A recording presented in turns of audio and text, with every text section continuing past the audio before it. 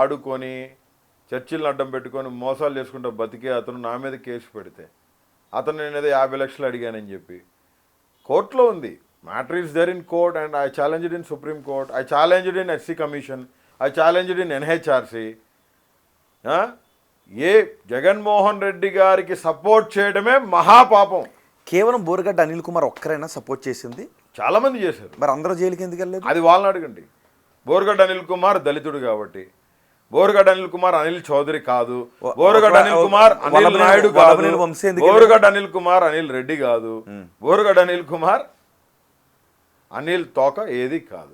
బోరుగడ్డ అనిల్ కుమార్ ప్రజాప్రతినిధి కూడా కాదు అని మీరు ఒక పార్టీలో ఉండుంటారు, రిపబ్లికన్ పార్టీలో. మీరు గెలిచినటువంటి ఎంపీ ఎమ్మెల్యే కాదు. మీరు కూడా మాట్లాడొచ్చు, నేను మీ క్యాస్ట్ కాదని చెప్పి మీరు నన్ను రాజకీయ ప్రతినిధి కాదని మీరు ఎట్టంటారండి? రాజకీయ 10 సంవత్సరాలు నేషనల్ డెమోక్రటిక్ అలయన్స్ ఉన్న పార్టీ రిపబ్లికన్ పార్టీలో చట్టసభలో సభ్యుడు కాదు. చట్టసభలో సభ్యుడు అవుతానేమో, అవకాశం దేవుడిస్తాడేమో, మంత్రి అవుతారేమో, ఖచ్చితంగా సెంట్రల్ మంత్రి అవుతారు, లేదంటే స్టేట్ మంత్రి అవుతారు.